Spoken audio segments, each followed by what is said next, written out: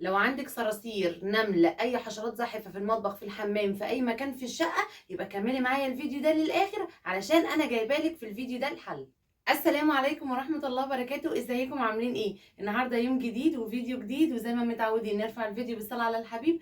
اللهم صل وسلم وزد وبارك عليك يا حبيبي يا رسول الله. وكمان ما تنسوش تدعموني بلايك. النهارده يا جماعه الفيديو مختلف. النهارده بقى جايبه لكم وصفه تحفه. هي مش وصفه، انا هعمل لكم وجبه تحفه للصراصير والنمل، وبالذات الصراصير. عايزه اقول لكم بقى ان انا بقالي سنه معتمده الوصفه دي. ازاي بقى؟ السنه اللي فاتت ماما كانت قايله لي عليها لان كانت الدنيا عندي خربانه في البيت. تمام. فماما قالت لي على الوصفه دي، بصراحه جربتها لقيتها تحفه ملهاش حل. وعايزه اقول لكم لحد دلوقتي الوصفه دي معايا. يعني احنا دخلنا اهو في الصيف، فانا قلت هعمل تاني علشان وقايه، يعني اللي انا هعمله النهارده ده وقايه. لكن الحمد لله رب العالمين من السنة اللي فاتت والله يا جماعة الدنيا زي الفل عندي. بصوا يعني تقريبا عدوا 3 ايام، ادوا لنفسكم اسبوع هتلاقوه اختفى، ولا هتلاقوه ميت، ولا هتلاقوه صاحي، ولا اي حاجة. فيلا بينا نبدأ الفيديو واوريكم انا هعمل ايه. بصوا بقى يا حبايب قلبي، اول حاجة هعملها ان انا هلبس الجلافز ده.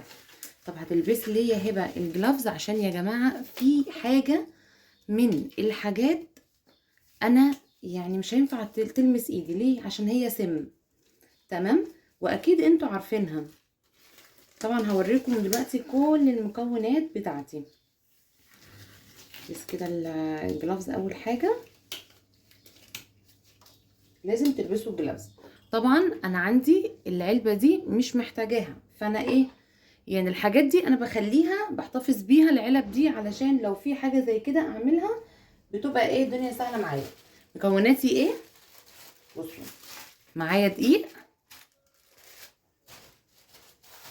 معايا لبن بودر، معايا نص كوباية زيت صغيرة، لو اللي هي المج نبقى ايه نعملها ربع، بس ربع كوباية.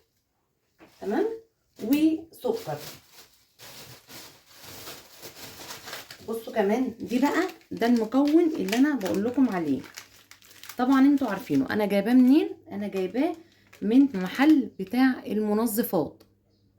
طبعا انتوا عارفينه.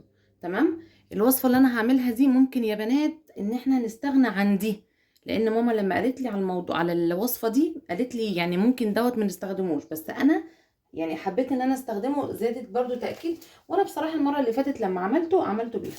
طيب هنعمل ايه؟ اول حاجه الدقيق هفضيه.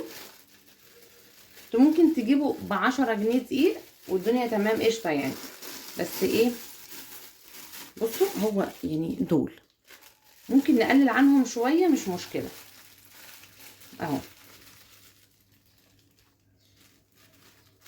بس ممكن الشوية اللي انا وريته لكم نقلل منهم ونخلي دول عادي، لان ده كان بزيادة، يعني ده زيادة عن اللي انا بعمله دايما. طيب تاني حاجة هناخد قد ايه لبن بودر؟ هقول لكم دلوقتي هناخد قد ايه. بصوا شايفين معلقة الاكل دي؟ هنقول اهو 1 2. المفروض معلقتين، وانا بقى بجود من عندي بقى ايه احط شويه كمان، ما انا لازم ايه احط التاتش بتاعي. تمام تمام. تالت حاجه هنحطها الايه الاكياس دي.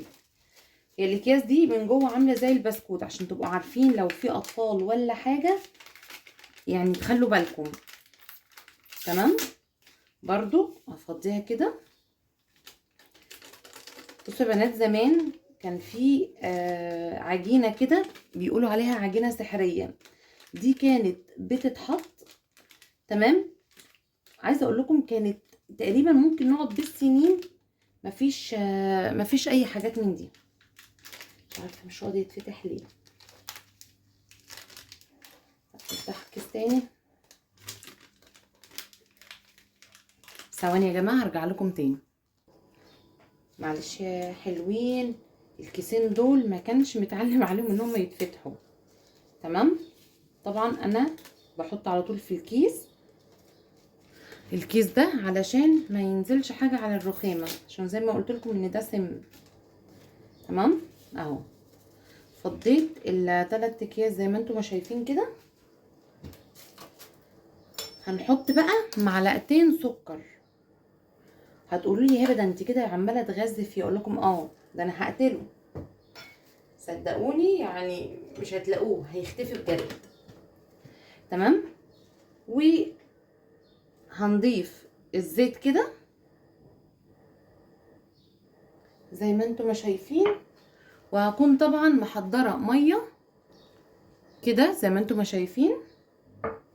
وبصوا بقى المعلقه دي انا استخدمتها المره اللي فاتت وانا بعمل العجينه دي، فانا احتفظت بيها طبعا بس بعيد يعني.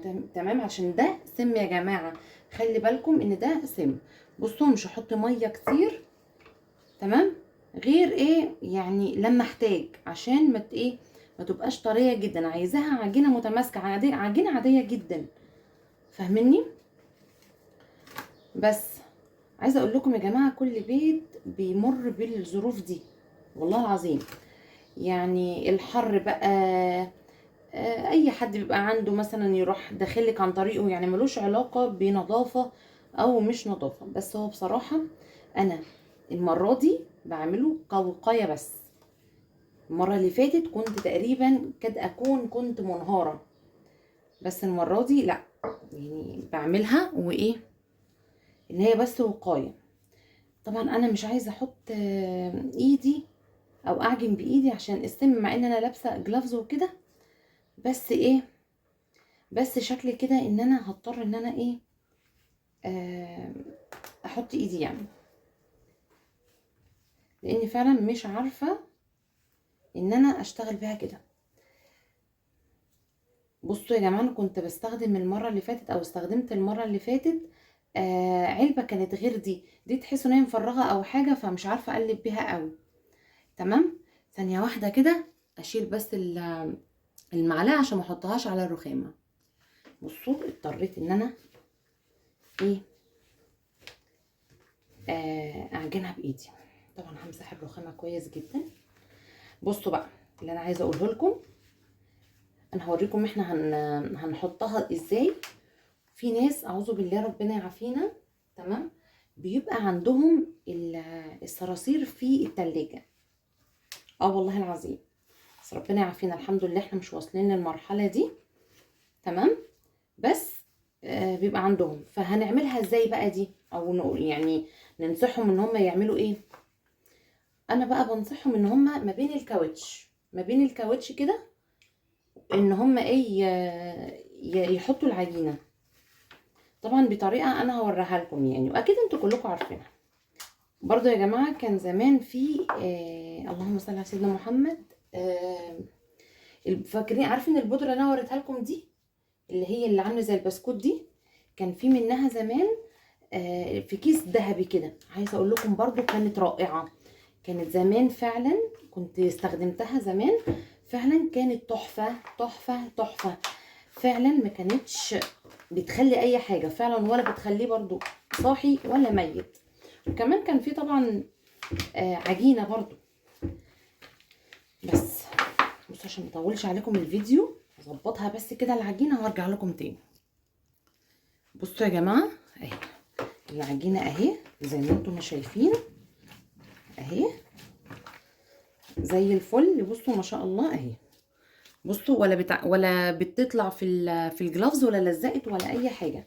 هو ده كده اللي احنا عايزينه، هي دي النتيجه اللي احنا عايزينها. زي ما انتم شايفين العجينه تحفه. بنعملها بقى ازاي؟